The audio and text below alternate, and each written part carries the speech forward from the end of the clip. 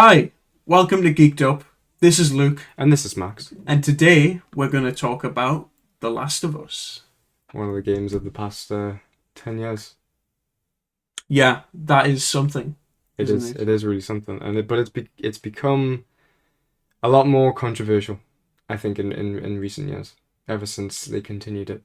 Yeah, I mean, that just comes down to the studio's management of the game. I don't think the story itself has impacted itself for me in any way. I still think that the experience of that game Oh, what an is experience still... it is! I don't think that's changed for me. Yes. But I can understand why people would be angry at the studio Yeah. because there hasn't been anything new for the past 10 years. You know what I mean? Naughty Dog, the people who made The Last of Us, have been basically the Last of Us studio for the past, I don't know, 10 years? Yeah. It's been, 11 years since the game came out, and they have been consumed by the fact that it is what a success it was. Yeah. And hence why I think there was a part two. I don't think that there ever would have been a continuation if it had not succeeded, because the first one is so self-contained and tightly. It's kind of like a nice little bow around it, I feel. And then once you continue that, it gets a bit more That's a fair point. confusing. But I don't know. I've never watched... Probably should have before we started a podcast. But I never watched the making of The Last of Us videos, and you have. Yes. So I'd like to hear your thoughts on what I'm about to say. Has Neil Druckmann ever said he always wanted to do a part two? So from what I understand was that there was always this idea in their heads that they could continue it. But I remember, I don't know if it was Neil Druckmann necessarily. He's sort of the spearhead of the IP itself. Yeah. And, he's very high up in Naughty Dog. So his ideas for part two initially were, they were going to focus on something other than Joel and Ellie. Okay. Somewhere outside of the characters and the places that we know. And continue with a bunch of new characters who we'd never met. Which is sort of where they're going with rumours about part three and things like that. But I think from the beginning, I think Neil Druckmann has always had this idea that I think he really fell in love with those characters from the first one. And he really wanted to, or maybe not, he did fall in love with those characters. And he really wanted to continue that story. But he really liked the world and stories that can come from that. Yeah. I think that's just his type of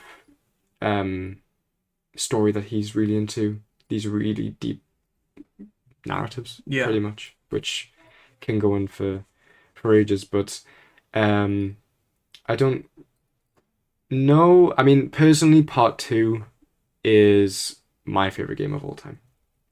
Oh, still? Okay. It still is. It still is. Interesting. When I first played the game, it wasn't initially. It took some time. I did really enjoy it upon my first playthrough, but I felt as though part one was more special in a lot of ways. The initial time I played the two games, and I think even now I think it's really hard to pick between the two of them, because despite them being so similar, they are also so different. Yeah. At the same time. And I know that I've played them a lot more than you. Yeah. So, what's your thoughts? I mean, on I've never played The Last of Us. You're joking. I think I should get that out there. Wait, hang on. Have you not? No. You haven't played The Last of Us? No. I thought you had. No. I've watched all of it. I know everything that happens in it. But I've never played The Last of Us. I guess there's also the element of the show coming that you were along that hype train. True, yeah. Alongside me, but never played them. No. But I have played Last of Us Part 2. Yes. So I have a bit more of a stake in that, in the sense that I've gotten to experience that. I'd never ever thought about that. Yes, you have played Part 2. We played that together. Yeah. But you've never played the original. No. But you had seen the original before Part 2. Yes. And you had watched the show before you played Part 2. Yeah. Yeah. I had actually watched Part 1 and 2 from like Let's Play videos before we even touched the game together. Yeah. So there was always this sense that I knew the story that was going on, and I knew how special it was and how magical it was. but I never got to experience the gameplay. Mm-hmm. And boy, what the gameplay is! Goodness me, it's so like people really. There are some people who think that Part 2 is outdated in terms of gameplay because it follows Really? a very similar route to the first game. Mm-hmm. Now there are differences, like you're able to dodge and stuff like Yes, that.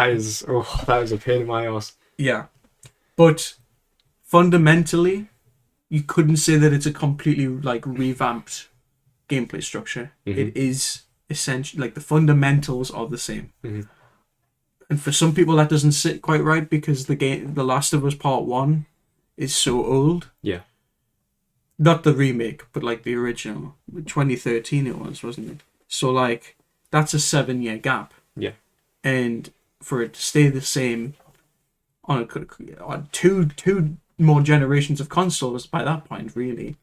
I understand what you mean there, and you're right. It's the same fundamentals and it's the same gameplay, sort of techniques, I guess.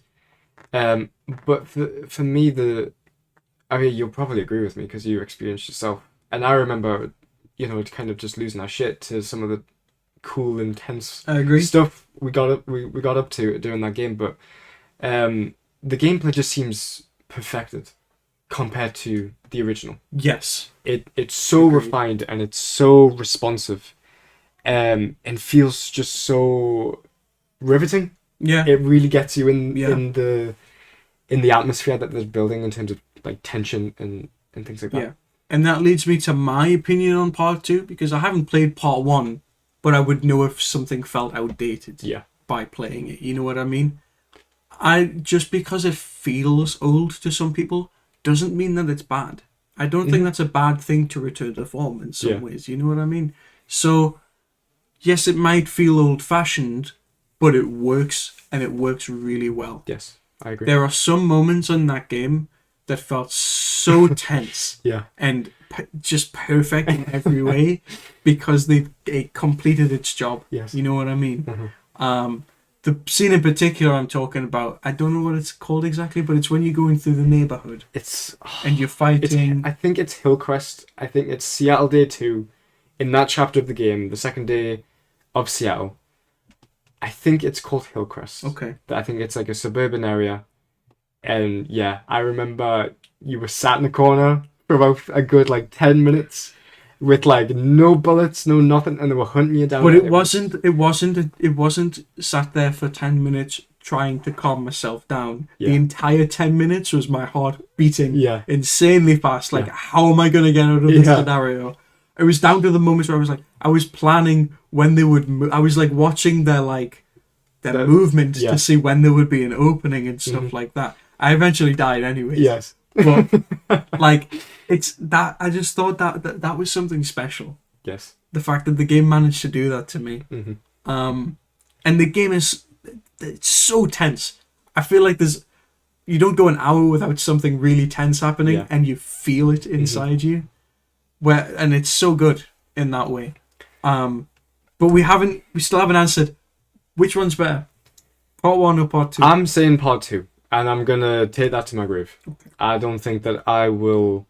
Again, Part 1, I think, could be classed as a perfect video game. For the time it was released, and especially now that it has a remake, that is pretty much just the perfect way to play it. Yeah. But I think Part 2 is it's a direction that I prefer more. Okay. It's a story I prefer more. I think, again, that tension there, I don't think that's in the first one either. I think it's an emotional roller coaster that I don't think Part 1 does the same, which is fine. Mm-hmm. They're two very different games in terms of tone. So they provide different experiences, but I think I just prefer 2's a little bit more. Okay. I don't know if you can answer the question on which one is better because you haven't played them. I assume you'd say 2 because you have played 2. Yeah. And so there's a little bit more of that connection there. But I think that from an objective level, or I guess people's reception to it, Part 1 is considered the best one. Mm-hmm. So, and what are your thoughts on that? The reason why I feel like people are within that agenda is because of how perfect the ending to part 1 Yeah. was. Yeah. Not because it ended off with everything being answered. Yeah. More the opposite. How ambiguous that ending was. Mm-hmm. Because, and I mean, we probably should have prefaced this already. Spoilers going ahead. Spoilers for a 10-year-old game. Yeah. Mm-hmm. Yeah. But the ending when Joel saves Ellie from the hospital, Yeah. and she doesn't become the cure for the rest of the world. Mm-hmm. I mean, and that's even ambiguous as to whether she would have actually saved everyone. What if the procedure was botched or something like that, and then Joel would have become, struck with grief? Whatever the outcome would have been, he made his decision. He saves Ellie, Mm-hmm. and then you get to the ending, and you get the feeling that she's realized something's up. Yes. And she's like, swear to me that everything you said is the truth. Yeah. And he does swear on it. But you have played as Joel, and you know exactly what he's done. Yes. But you didn't have control over it. Mm-hmm. So you're sort of in control of a man you kind of disagree with, but kind of agree with. Yeah. And then you get to that ending, and then you don't know how to feel. Because, I don't know, it's such a difficult question. I think most people probably...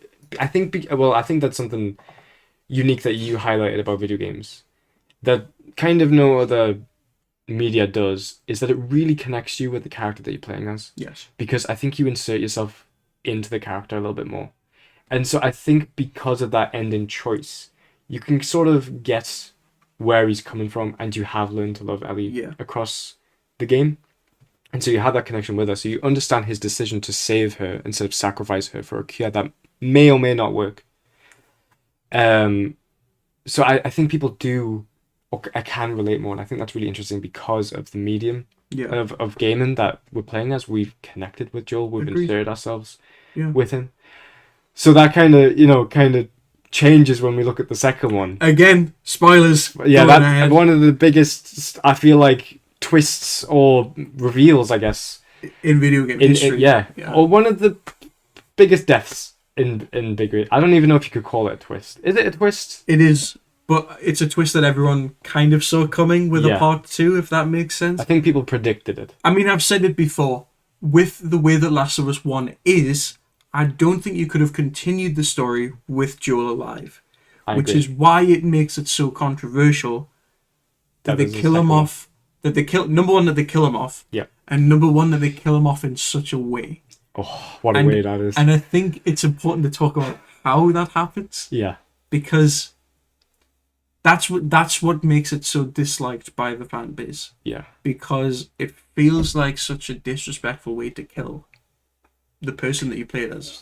I don't know if it's disrespectful. I think I've got an opinion on this, but I'll let you go first. Okay. I don't think it's disrespectful because I think it's really true to both Joel as a character and the world that they're living in. In terms of, I really like the idea that at any point, and you can see this throughout every minute of part 2, any character in that game could die at any moment, and you wouldn't be able to predict it. Yeah. And I feel like it complements the tension that you're never really safe. Anyone could go, and you don't really get to say goodbye to them properly. Mm-hmm. And that's very much the case with his brutal death. Yeah. But Joel as a character also, he's not a hero character. He's not a nice guy. He's this fucked up old man who's survived 20 plus years of war in an apocalypse. And so in a way, especially from the person who kills him, Abby, from her perspective, it's what he deserves. So I don't know. What do you think? That is exactly what I wanted to say. Really? Okay. I think Joel deserves to die the way he dies. Okay, you like that? Yes. You do think he does? I think he deserves to die the way he dies. Wow. Because of how much pain he's inflicted on other people. And the thing is, with part 1, the way it's left, you are playing it from the perspective of Joel. Yes. And you play part 2 from the perspective of Joel up until that point. Yeah. When Joel dies. Yeah. And until that point, like Joel, you don't realize the amount of damage you've caused to other people throughout part 1. Yeah. And that death is what although how painful it is because you have so much connection to that character, it finally sets in that your actions actually had consequences. Yes. And there's other people in this world than you. Yes. And I think that is really clever. I agree. And yes, it's very painful, but it's deserving, right? And it's a design wise and like when you're making a story like that, it's an amazing way to springboard the story. Yeah. Because now you've got a revenge plot. Yeah. You've got something to base the rest of the story off of. Well, another interesting part. We're kind of going on a lot into narrative here. Yeah. Is because I would disagree with this, because I think a lot of people, again, with the story, why they were disappointed with part 2 was because it was a revenge plot. Mm-hmm. I don't think it necessarily is. I think that on the forefront, obviously it is. That is kind of the base. Joel dies, Ellie wants revenge. That's the base of it. Yeah. But I think by the end of the game, it becomes something different. Agreed. Yeah. What's your thoughts on that? I still think it's a revenge plot, but it brings you to question what you're actually doing. Yes. And then by the very end, it brings your character to question what they're actually doing. Yes. To the point where it's even more ambiguous in the ending than Last of Us Part 1 was. Yeah. Because you really don't know what direction it's going to go from that point onwards. Yeah. Like, I think the point where you realise it's gone too far is probably at the theatre showdown. Which time? The first time. The first time. I feel like when you reach that point, you're like, Ellie's done all of this for Joel. Yes. And now it's gotten this far. Yeah. And then the game smacks you in the face, and it's like, if you even have a semblance of Ellie being in the right, now you're going to play the whole game again, but as Abby. Yeah. And that completely changes, even though it's a pain in the ass, in my opinion. Mm-hmm. It brings you to question whether Ellie's even, a good person either. Yeah. And I think she's turned into basically exactly what Joel was. Yeah. And the fact that you realise what Joel's done when he dies brings you to question what road Ellie's going to go down. Mm. And you take her down that road. So if you're in this mindset that Joel is an awful person as he dies, you're already thinking, well, what's Ellie going to do now? Yeah. If this is a revenge plot, she's going to end up the exact same way. Exactly. And we don't... And I think that's probably why some people are against it, is because it takes both characters, and it takes an innocent character. Ellie was innocent. She was. And it does corrupt her. Yeah. I think that is probably its biggest downfall, not Joel's death, in my opinion. Really? Because you probably can argue that Ellie doesn't deserve the way it goes for her. Yeah, to be honest. Yeah. I mean, the stuff that happens to her in that game is atrocious. Yeah. And it is really sad to see it. And I think that's probably why at the theatre showdown, the first time, before you play as Abby, and you kind of get to see her perspective on everything. Yeah. Why it is so... You feel like it's not necessarily worth it anymore. Yeah. Because of the pain that Ellie's going through for it. Yes.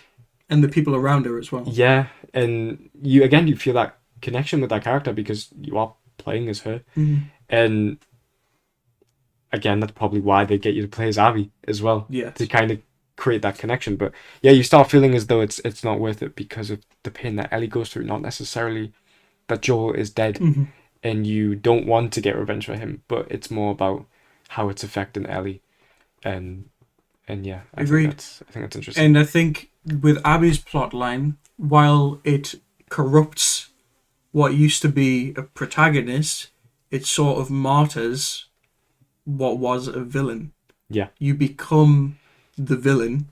Yeah. But you see an appealing side to her. Yeah. Through her storyline. In a weird way, it's very much like Joel in the first game. Yeah. He has committed these awful acts, which we don't really see too much. Yeah. We see glimpses, and we hear about his past in conversations. But with Abby, obviously, we see what she's done, and she sort of feels regretful for it, and she kind of finds new hope in children, again, like Joel and Ellie. Agreed. She meets Yara and Lev, who are outcasts from their cultist group, The Seraphites. the Seraphites, yes. And she sort of forms a connection with them, very much like Joel and Ellie in the first game. So I think that, again, that's interesting within itself. It's sort of this circular narrative. I agreed. So yeah. yeah. And then by the end of it, again, you're left questioning, like, what was it all for? Yeah, because then you get put back into the universe after the theater showdown for the second time once you've been through Abby's plotline, and then it cuts to this really nice scenario, sort of like an idyllic fantasy. Yeah. Where you have Ellie and Dina living together. They've got a dog, they've got a baby. Yes. Again, it's perfect. It's almost like it's a fantasy, which is important. Yeah. Because then Tommy comes storming in. Yeah. And he is still obsessed. Yeah. He wants revenge no matter what. And Ellie's kind of tried to leave that behind for Dina. Yeah. But Tommy reignites a lost spark inside of Ellie. And then she goes back on this quest. Yeah. And then she goes to Santa Barbara. And I feel like the second time round, when you play as Ellie, I think it's not just you who's asking what it's all for at this point. It's her as but well. Ellie is very much in doubt of what's going on. Yeah. Now, because I mean, by the final fight, when you're in the water with Abby, it's painful to watch. It is. I remember on YouTube there was a compilation of YouTubers and just content creators reacting and playing that sequence, and it was so mixed on in terms of half of them wanted Ellie to kill her and the other half didn't, and I found that really interesting that it didn't seem like there was a proper through line. No one really knew what they wanted from that sequence. And that always interests me, that there's no clear answer to it. It's very much like real life, and that's there's no answer. That's exactly what I mean. I think it's to do with the morality of this world. This world, we're going deep, yeah. This world is very much immoral, and I think it breeds characters that are immoral. Like I said with Ellie, she was innocent, but it turned her into a monster. It did. Abby has been through a lot. We've seen the dark side of her instantly when she killed Joel. Yeah. But she's not fully a monster. You know what I mean? Yes. She has a human side to her, but they're all corrupted because of the world that they're living in. It's no longer the world that we live in. It's been tainted by the apocalypse, but not just in the idea of the zombies, but in the idea of the humans. Yeah. Their way of living is no longer the way it was. Yeah. So, yeah, I think there's definitely something to be said about the fact that the reason why we can't pick a definitive answer is because in this world, it doesn't operate the same as our morals do. Yeah. Because these people aren't us. Yes. They work in different lives, and we don't know what the right answer is for them because we're not living in their shoes. Definitely. They don't even know what the right answer is for them. That's why the last scene is so hard to watch, because it's so gritty and it's so raw in terms of emotion. And it's like, what is it all for by that point? Ellie is struggling whether she should actually go through with it, because what has she spent all these years doing by this point, if not for this? And then Abby wants to get it over with because she's sick and tired of running. Pretty much. And she does. She gets away with it. So, well, I don't know if they'll ever continue her story or not. I'm not really sure where you'd take that. But again, like you said, it is very much that ambiguous ending. She's out there somewhere with Lev. And I don't know what their story entails. Yeah. But back at the very end, back at the farm, when we have that last flashback with Joel, I don't think that there's sort of it's both heartbreaking and heartwarming, that scene. because it recontextualizes so much about the story, I feel, in terms of very much was a tragedy. Yeah.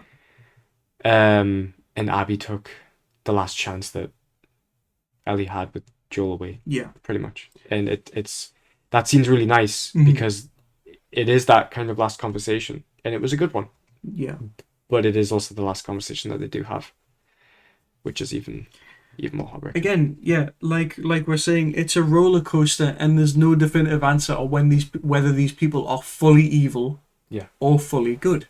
Definitely, because we've seen how bad Joel is, we've seen how bad Ellie is, but the final clip that we get of them together is so heartwarming and so pure. Yeah, and it feels so real as well in the way that they start talking to each other that you can't help but wish that it all went the right way for them. I know. And then you cut back to reality, and Ellie's at the farmhouse, and she can't even play the guitar that Joel... Oh, it's so sad. Can't play the guitar that Joel gave her. Yeah. And that shows the sacrifice that she has endured in order to go on this mission. Yeah. I mean, that song alone, Future Days, I forget who it's by. Pearl Jam. The one that Joel sings to Ellie at the start of the game is... it's just so essential. It is. It is, and I think that the fact that you don't hear it at the end is almost just like another just like pull of the heartstring. Yeah. You know, it feels like the end of the game we should be hearing that song. It may be in a more positive way. But it's in the same way that Ellie can't play the guitar like she could. So there's no Pearl Jam anymore. No. Because Ellie can't play the guitar. Yeah. She's lost that part of her now. Yeah. She's lost the only thing that Joel left her. Oh, yeah. Which horrible. leaves you to think, what was it all for? Mm-hmm. Because she didn't get revenge. She didn't. But she's also lost part of who she was by going on that quest. Yeah. So who is she? It's a very good question. I mean, the fact that she didn't kill Abby. Yes. I feel like that got a lot of controversy as well. Yes, definitely. I think it was the right decision in terms of narratively. Like, obviously, it probably would have been satisfying to kill Abby. Yeah. I think, like, just in terms of gameplay wise. But I think in terms of story, it made sense for Ellie's character to not kill her. And, Yes. and I'm really glad that she didn't, because I feel like you would have killed her and then it would have felt even more pointless. Mm-hmm. But the fact that she made that decision not to is huge for her, and maybe a little bit of redemption there. Yeah. At the start of that, you know. So, But is it too late? oh, it could be too late. And these are the questions, right? And I fear it's the same with part one, where I think leaving it there is perfect. Yeah. But we are getting a part 3, and we know that. Yes.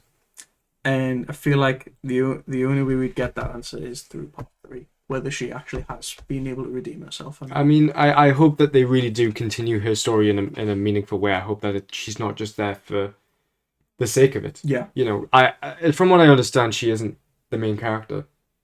And I think that's good. Yes.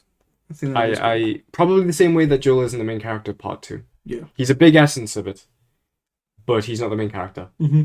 And I hope that Ellie is in a meaningful way, but isn't used or dried up, because I think that would obviously it would ruin everything. You know, the fact that it's a part 3, I think that's insane. I personally would have left it at 2. Obviously, some people would say they should have left 1. They should have left it at 1. But I'm really grateful that we have part 2, because I think that is a very meaningful story that I love a lot, and I hope part 3 does the same. But it's hard to tell. I agree. It is always hard to tell. Yeah. But it doesn't look like we're going to be getting a part 3 for quite a lot of years. Well, I'm quite happy. No, to be honest, I am too. I think we need a break. Yeah. Like we said, this franchise has been going on for the past decade. It has. And Naughty Dog have so much behind their belt that it is almost a shame to spend so long in this franchise, as good as it is. Yeah. Because they're capable of a lot. Yeah. And, you know, when it comes to just churning out remasters and remakes of the same games over and over again, There's no creativity that's being explored. Agreed. Which is why this new game that's coming out, Intergalactic, is such a big deal. Yeah. It is the start of something new. And although it's not, I think it was a 5-minute clip that we saw at the Game Awards a couple of days ago. Yeah. But it got announced. Yeah. But that's a little spark of hope for something new. I agree. I mean, the trailer had such positive vibes. The fact that at the very end of the clip, it's just like from the creators of Crash Bandicoot and Jak and Daxter and Uncharted and The Last of Us. I feel like that's just an element of hype, because you don't realize, you wouldn't guess that it was from them. I know. From Naughty Dog. Yeah. And it feels so refreshing. Yeah. Obviously, I would love for them to continue Last of Us. I hope they do. I hope Part 3 is amazing when that comes out. But I think that it's really good that we're getting something different from them. And I'm really interested to see what direction they go with it. Yeah. Whether they remain this studio with these big, grand sort of narratives and really deep stuff. Or they go in a different direction and have, I guess, more fun. Yeah. In a way, more of a fun vibe. So yeah. I mean, we don't know what to expect yet, because it was only a 5-minute clip. But I feel like it already has a unique vibe to anything that they've churned out before. Yeah. And that's a good thing. And I think there's something to be said with every game that they have, that it is quite unique to the other games, if that makes sense. You know what I mean? Like, they don't feel the same. Uncharted doesn't feel the same to The Last of Us kind of thing.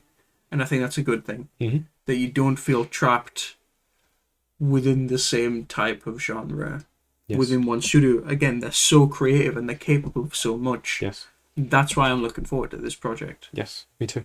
And whenever that comes out, I will be there.